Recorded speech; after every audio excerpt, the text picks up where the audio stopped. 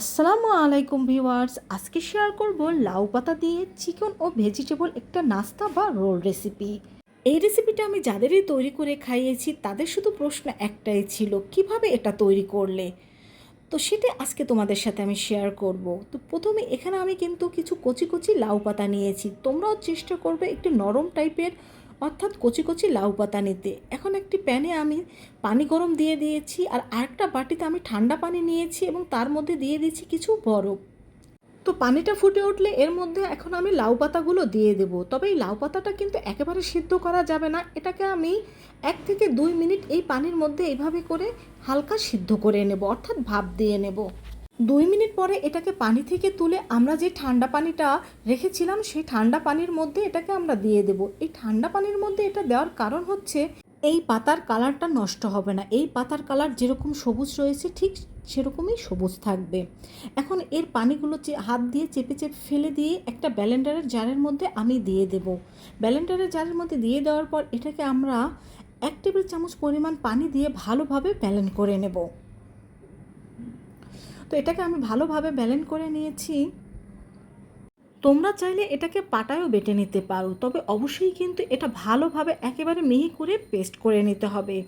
বন্ধুরা, তোমরা রোল তো অনেক খেয়েছো, তবে এই লাউ পাতার তৈরি রোলটা যে এতটা টেস্টি তোমরা নিজেরাও অবাক হয়ে যাবে। তো এখানে আমি 1 কাপ পরিমাণ ময়দা নিয়ে নিয়েছি, এর মধ্যে দিয়ে দিয়েছি স্বাদমতো লবণ ও 1 টেবিল চামচ পরিমাণ রেগুলার সয়াবিন তেল। এখন এই উপকরণগুলোকে আমি মিশিয়ে নিয়েছি, আর এর মধ্যে দিয়ে দিচ্ছি ব্লেন্ড করা সেই লাউ পাতা। এখন এটাকে আমি ময়দার সাথে ভালোভাবে মিশিয়ে একটা ডো তৈরি করে নেব। আর এখানে কিন্তু আমরা কোনো পানি ব্যবহার করব না, এটা দিয়ে এই ডোটা তৈরি করে নেব। তবে তোমাদের ক্ষেত্রে যদি পানির প্রয়োজন হয় সেক্ষেত্রে তোমরা সামান্য পানি ব্যবহার করতে পারো। এখন এই ডোটাকে তৈরি করে আমরা 10 মিনিটের জন্য রেস্টে রেখে দেব। আবারও আমি 1 কাপ পরিমাণ ময়দা নিয়ে নিচ্ছি, তার মধ্যে দিয়ে দিয়েছি স্বাদমতো লবণ ও 1 টেবিল চামচ পরিমাণ সয়াবিন তেল। এটাকে মিশিয়ে এখন অল্প অল্প পানি দিয়ে আমরা আরও একটা ডো তৈরি করে নেব। তো আরেকটা ডো তৈরি করে নেওয়ার পর এটাকেও কিন্তু আমি 10 থেকে 15 মিনিটের জন্য রেস্টে রেখে দেব। তো এখানে আমি ছোট ছোট করে কেটে কিছু চিকেন নিয়ে নিয়েছি, আর এখানে নিয়ে নিয়েছি কিছু গাজর কুচি ও কিছু আলু কুচি। তো প্রথমে একটা প্যানে তেল দিয়ে তার মধ্যে দিয়ে দিচ্ছি আমি 1/2 কাপ পরিমাণ পেঁয়াজ কুচি। এখন এই পেঁয়াজটাকে আমি হালকা গোল্ডেন ব্রাউন করে ভেজে নেব। গোল্ডেন ব্রাউন করে ভাজা হলে দিয়ে দেব মশলা কষানোর জন্য সামান্য পানি, দিয়ে দেব 1 চা চামচ পরিমাণ লাল মরিচের গুঁড়ো, 1 চা চামচ পরিমাণ হলুদের গুঁড়ো, 1/2 চা চামচ পরিমাণ জিরার গুঁড়ো, 1/2 চা চামচ পরিমাণ গরম মশলার গুঁড়ো, আরও দিয়ে দিচ্ছি 1/2 চা চামচ পরিমাণ আদা পেস্ট ও 1/2 চা চামচ পরিমাণ রসুন পেস্ট। এখন এই মশলাটাকে আমি ভালোভাবে একসাথে কষিয়ে নিচ্ছি, আর মশলাটা ভালোভাবে কষিয়ে নেওয়ার পরে এর মধ্যে আমরা দিয়ে দেব সেই ছোট করে রাখা চিকেনগুলো।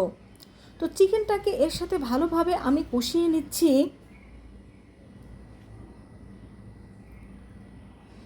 তো এখন এর মধ্যে আমি দিয়ে দিচ্ছি স্বাদমতো লবণ, আর দিয়ে দিচ্ছি কিছুটা গোলমরিচ গুঁড়ো। তো চিকেনটাকে ভালোভাবে কষিয়ে এখন একটা ঢাকনা দিয়ে আমরা এটাকে ঢেকে দেব। তো ঢাকনা দিয়ে ঢেকে দেওয়ার পর 3 থেকে 4 মিনিট পর আমি ঢাকনাটাকে তুলে নিচ্ছি। আর চিকেন থেকে যে পরিমাণটা পানি বের হয়েছিল তাতে এটা 60% প্রায় সিদ্ধ হয়ে গিয়েছে। এখন এর মধ্যে আমরা দিয়ে দিচ্ছি সেই গাজর কুচি আর আলু কুচি, আর দিয়ে দিচ্ছি কিছু মরিচ কুচি। এখন এর সাথেও এটাকে আমি ভালোভাবে কষিয়ে নেব। এখন এর মধ্যে আমি দিয়ে দিচ্ছি 3 টেবিল চামচ পরিমাণ পানি। তো পানিটা দিয়ে দেওয়ার পর এটাকে আমি আবার ঢাকনা দিয়ে ঢেকে দেব, আর চুলার হিট মিডিয়াম টু লোতে রেখে দেব। এখন আমাদের চিকেন আর এই গাজর আলুটা কিন্তু পারফেক্টভাবে এতেই সিদ্ধ হয়ে যাবে। মাঝে আমি ঢাকনাটা তুলে এটাকে একটু নেড়ে দিচ্ছি। তো এখন কিন্তু পানিটা একেবারে শুকিয়ে গিয়েছে, আমাদের চিকেন আর গাজর আলু কিন্তু ভালোভাবে সিদ্ধ হয়ে গিয়েছে। তো আমি তোমাদের দেখিয়ে দিচ্ছি, দেখো আলুটা কিন্তু একেবারে পারফেক্টভাবে সিদ্ধ হয়ে গিয়েছে। এখন এটাকে আমি নামিয়ে ভালোভাবে ঠান্ডা করে নেব। আর এখানে ফিরে আসলাম আমি 10 মিনিট পরে। এখন এই সাদা কালার ও সবুজ কালারের ডো দুটোটাকে আমি ভালোভাবে একটু মেখে নেব। আর এখন এই ডোটা কিন্তু অনেকটা সফট হয়ে গিয়েছে। তো প্রথমে আমরা সবুজ কালারের ডো থেকে একটু লেচি কেটে নিয়ে একটা রুটি তৈরি করে নেব। তোমরা কিন্তু এভাবে লাউ পাতা দিয়ে পরাটাও তৈরি করে খেতে পারো।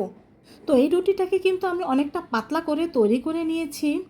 এখন এই রুটিটাকে আমি একটা প্লেটে তুলে নিচ্ছি। এখন সাদা যে ডোটা আমরা তৈরি করে রেখেছিলাম সেই ডোটা দিয়ে আরেকটা রুটি আমি এখানে তৈরি করে নেব। আর এটাকেও কিন্তু আমি অনেকটা পাতলা করেই তৈরি করে নেব। আমাদের রুটিটা কিন্তু একেবারে তৈরি হয়ে গিয়েছে, দেখতেই পাচ্ছ। আর এটা কিন্তু অনেকটা পাতলা করে তৈরি করে নিয়েছি। এখন একটা ছুরির সাহায্যে এইভাবে করে আমরা এই রুটিটাকে কেটে নেব। তো এইভাবে করে সাদা রুটিটাকে কেটে নেওয়ার পরে এর উপরে আমরা সেই লাউ পাতার তৈরি রুটিটা দিয়ে দেব। এখন এর উপরে আমরা দিয়ে দেব সেই চিকেনের পুরটা। তো চিকেনের পুরটা দিয়ে দেওয়ার পরে এখন এটাকে আমরা ভাজ করে নেব।